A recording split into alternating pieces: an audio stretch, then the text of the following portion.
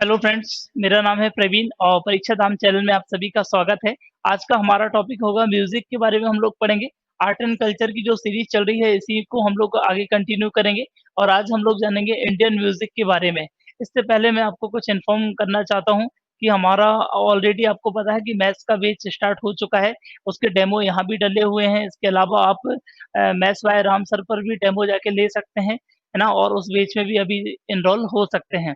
और इसके अलावा मेरा बैच भी चालू होने वाला है एमपीजीएस स्पेशल वाला और वो चालू होगा 15 जून से। इसकी फीस हमने रखी है 499, लेकिन एक हमने 200 कूपन भी जारी किए हैं, जिसके तहत ये कोर्स आपको 399 में भी मिल सकता है और कूपन आपको प्रोवाइड कर दिया जाएगा। ज़्यादा यदि कोई आपको समस्या आती है तो आप मेरे नंबर पे भी कॉल कर सकते हैं। मेरा नंबर मैंने आपको पहले भी दिया था, है ना? 9993 608262। इस नंबर पे आप कॉल कर सकते हैं कभी भी। और इसके अलावा मैंने फ़ेसबुक पेज पर भी इसे डाल दिया है, परीक्षा धाम फ़ेसबुक पेज है, मिल जाएगा आपको। इसके अलावा परीक्षा धाम ग्रुप भी मिल जाएगा आपको। इसके अलावा परीक्षा धाम इंस्टा पर भी सारी की सारी जानकारी दे दी गई है। इसके अलावा मैंने अपने चैनल के कम्युनिटी टैब में भी आप जाके देख सकते हैं, वहाँ भी मैंने पोस्ट शेयर किया था और सारे के सारे डाउट भी आपके शेयर किए थे।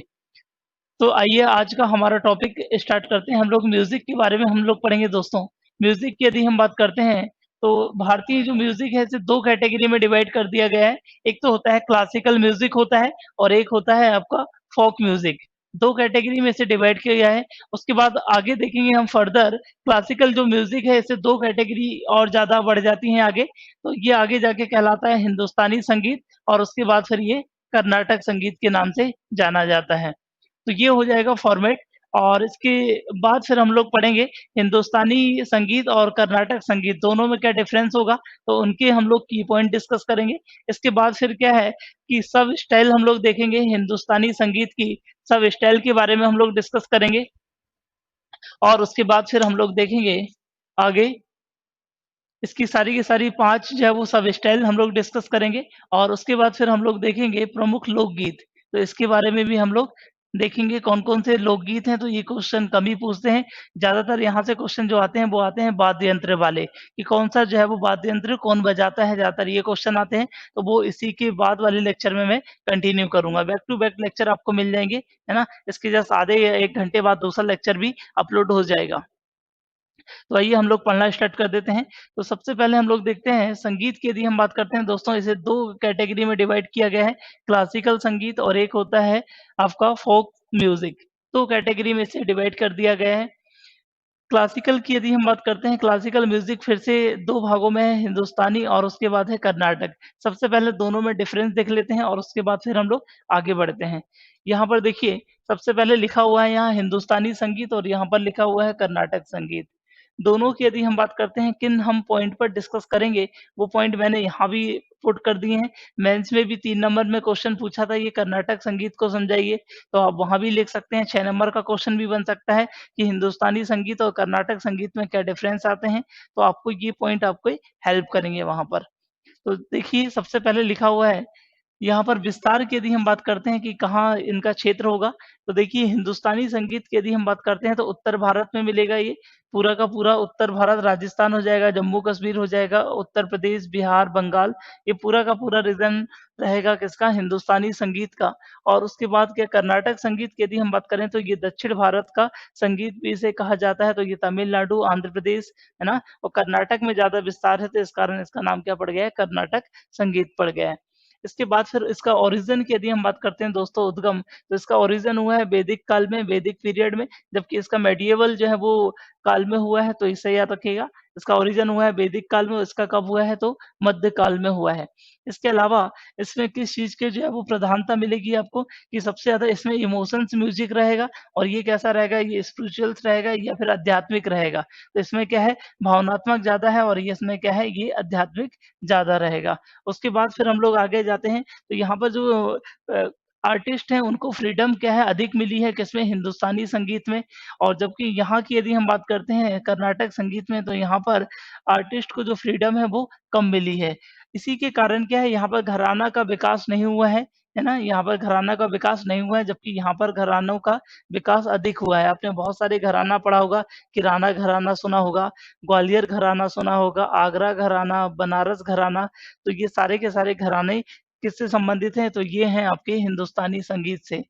क्योंकि यहाँ पर आर्टिस्ट को फ्रीडम नहीं मिली है और जब फ्रीडम नहीं मिलेंगे तो वो क्या है, उनमें जो है वो चेंजेस नहीं लाएँगे। यदि अब वो चेंजेस लाते हैं तो फिर क्या है, नए-नए घरानों का विकास होता है। वो किसमें हुआ है? तो ये इसकी विशेषता है हिंदुस्तानी संगीत की, जबकि यहाँ पर ऐसा कोई डेवलपमेंट नहीं हुआ है।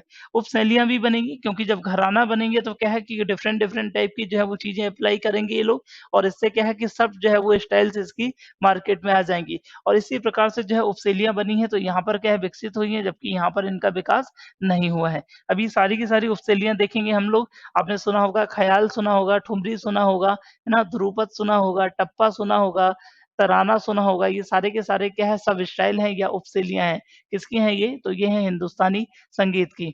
इसके अलावा वाद्य यंत्र की यदि हम बात करते हैं, कौन-सा म्यूज़िक इंस्ट्रूमेंट का यूज़ करते हैं ये लोग, तो वैसे तो कॉमन मिलेंगे लेकिन सबसे ज़्यादा यूज़ करते हैं ये तबला का और सितार का। इसके अलावा ये वीणा का करते हैं और ये मृदंग का करते हैं। तो ये कोई डिफरेंस है, इन्हें याद रखना है। अब हम लोग देखते हैं सब स्टाइल। सब स्टाइल की यदि हम बात करते हैं तो ये केवल किसकी हैं सब स्टाइल? तो ये है हिंदुस्तानी म्यूज़िक की। तो ये इसकी हेडिंग हो जाएगी सब style of Indian music. Sorry, Hindustani music. तो इसमें सबसे पहले हम लोग पढ़ रहे हैं ध्रुपद। ध्रुपद की यदि हम बात करते हैं दोस्तों, तो इनका विकास कहाँ हुआ है, ये क्वेश्चन पूछा है, तो इनका विकास हुआ है मंदिरों में, इनका विकास हुआ है। इनका जो डेवलपमेंट हुआ है वो मंदिरों में हुआ है, और ये कब हुआ है, तो वैदिक काल में हुआ है। इसके अलावा इसमें होता क्या है, तो याद रखिएगा मंत्रों का उच्चारण जो है वो गीत के रूप में किया जाता है। बहुत जल्दी-जल्दी जो है वो मंत्रों का जो उच्चारण किया जाता है, तो वही क्या कहलाता है, ध्रुपद कहलाता है। और मंत्र में हुआ है, इसका मतलब क्या है, मंदिर में उसका विकास हुआ है। यदि हम बात करते हैं तानसेन और बेजू बावरा या मानसिंह तोमर जो है वो क्या थे, तो वो ध्रुपद गायन के विशेषज्ञ थे। तो ये प्रमुख कलाकार की यदि हम बात करते हैं तो इन्हें याद रखना है कि तानसेन और बेजू बावरा। बेजू बावरा आपको पता है कि हमारे मध्य प्रदेश के चंदेरी से बिलॉन्ग करते थे, है ना? इनका ब्रजेश मिश्र इनका पूरा नाम था। जब हम लोग एमपी का इतिहास पढ़ेंगे तब भी इनके बारे में डिस्कस करेंगे। और इनका अशोकनगर या चंदेरी में वर्तमान में इनकी समाधि है। कई बार क्वेश्चन पूछा है। और ये भी अकबर के समकालीन रहे हैं, याद रखिएगा, at the same period of Akbar. इसके अलावा तानसेन के बारे में मैंने आपको पहले भी बताया था। और घराना यदि फेमस घराना की यदि हम बात करते हैं इस समय, तो डागर घराना मिलेगा एक दोस्तों।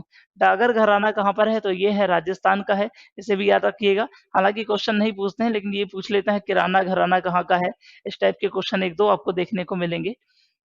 फिर दूसरा आ जाता है ख़याल गायकी। ख़याल का नाम से ही लग रहा है कि ख़याल, कई बार आपने देखा है ना, कई लोग ख़यालों में खोए रहते हैं और वो कल्पना करते हैं या विचार करते हैं।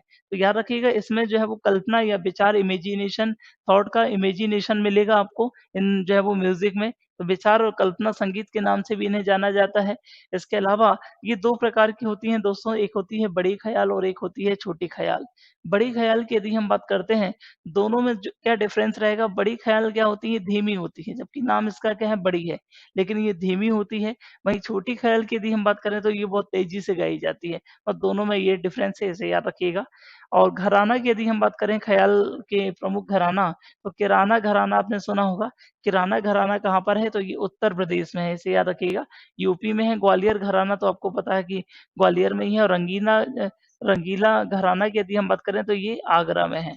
कहाँ पर है? आगरा, उत्तर प्रदेश में है। अब आगे जाते हैं, इसके प्रमुख आर्टिस्ट की यदि हम बात करते हैं तो भीमसेन जोशी याद रखना है दोस्तों आपको।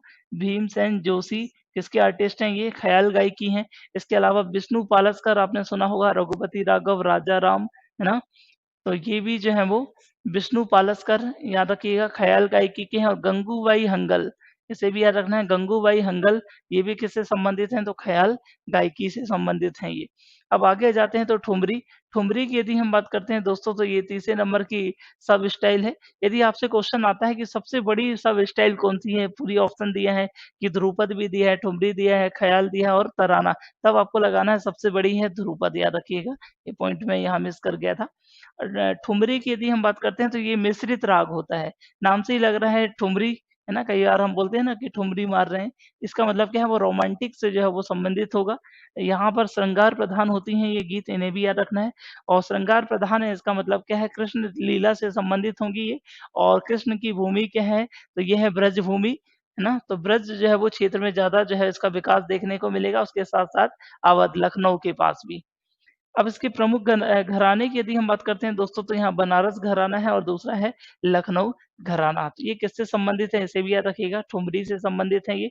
प्रमुख कलाकार की यदि हम बात करते हैं तो यहाँ पर ज़्यादा फेमस नहीं है, लेकिन बेगम अख्तर काफ़ी फेमस है किसके लिए, ठुमरी के लिए, इतना याद रखना है। तराना की यदि हम बात करते हैं 4th नंबर पे देखिए तराना लिखा हुआ है।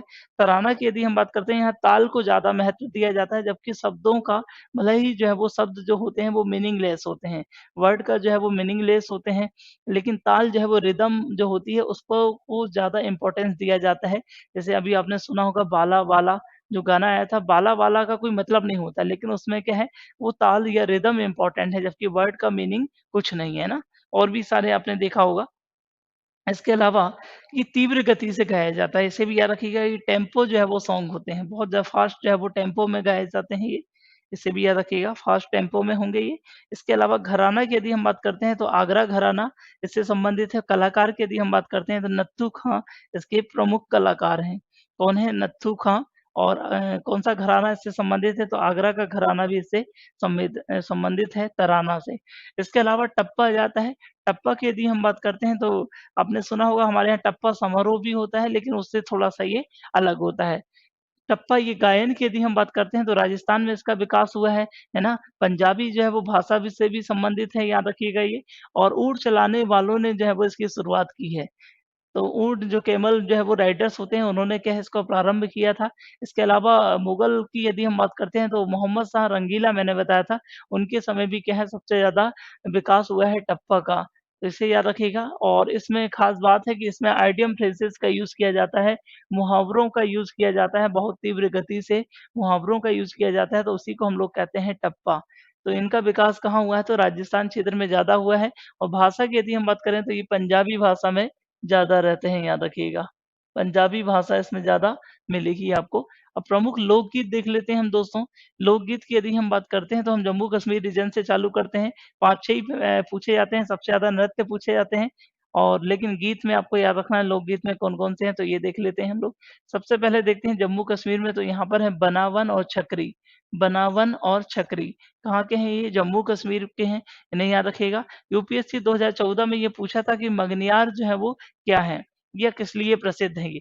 तो ऑप्शन दिया था उन्होंने, सी नंबर में एक ऑप्शन दिया था। और ऑप्शन ये था कि ये नॉर्थ वेस्ट में जो है वो गाने वाली जो है वो क्या है कलाकार हैं, याद रखिएगा। तो नॉर्थ वेस्ट ऑप्शन दिया था इन्होंने, लेकिन प्रमुख रूप से क्या है ये राजस्थान में गाए जाते हैं, याद रखिएगा। तो मगनियार, मगनियार क्या है? लोग भी हैं, समुदाय भी हैं और यहाँ का क्या है ये गायन भी है। तो ये राजस्थान या नॉर्थ वेस्ट रीजन में मिलेंगे।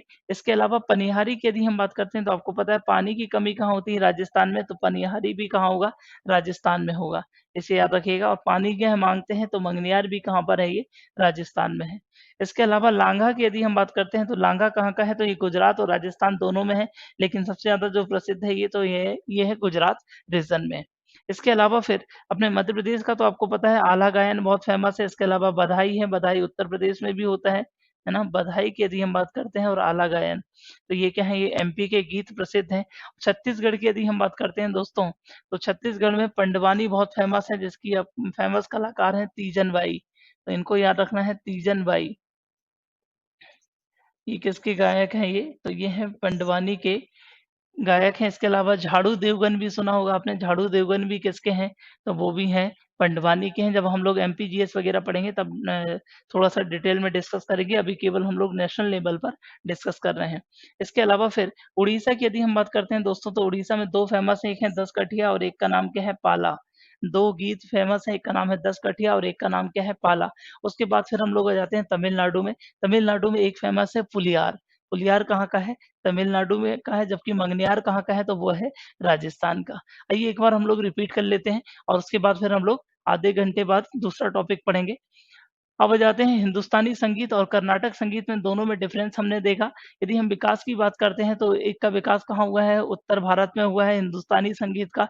और जबकि कर्नाटक संगीत का विकास कहाँ हुआ है? तो ये दक्षिण भारत में हुआ है ना? और किसके समय ओरिजिन हुआ है? तो वैदिक काल में इसका ओरिजिन हुआ है।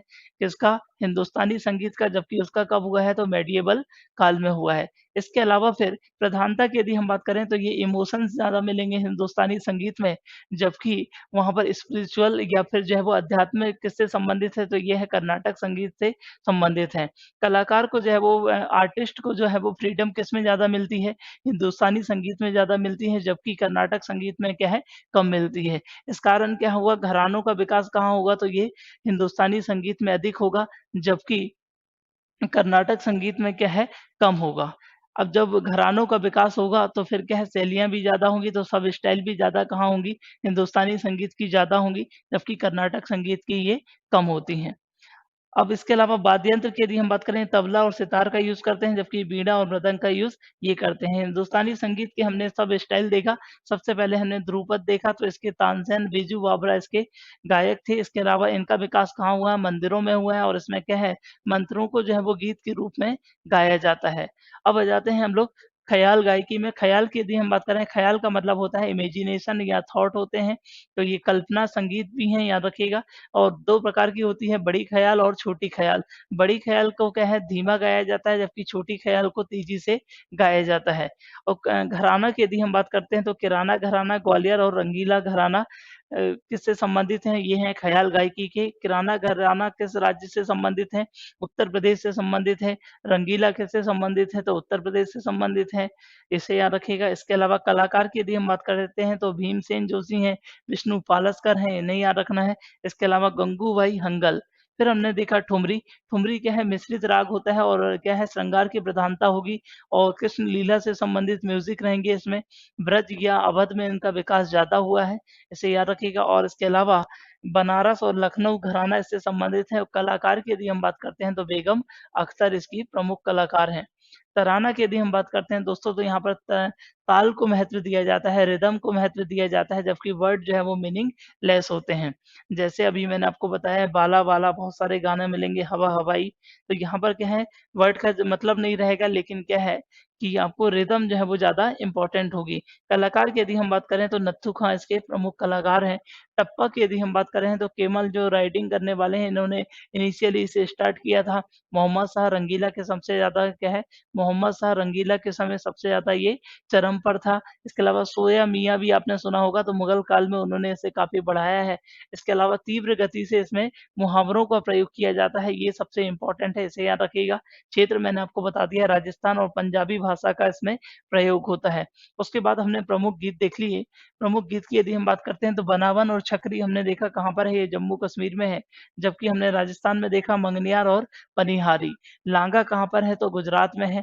इसके अलावा फिर पंडवानी कहाँ का है, छत्तीसगढ़ का है। आला और बधाई कहाँ के हैं, मध्य प्रदेश के हैं, है ना। और इसके अलावा पुलियार कहाँ का है तो तमिलनाडु का है। उड़ीसा के कौन से हैं, दसकठिया और पाला है। अब इसके बाद इस लेक्चर को देखने के बाद तुरंत आप जो है वो वाद्य यंत्र वाला देखिएगा, ताकि वहाँ से क्वेश्चंस आपको बन जाएँगे और इसी के मैं बाद में आपको एमसीक्यू भी प्रोवाइड कर दूँगा।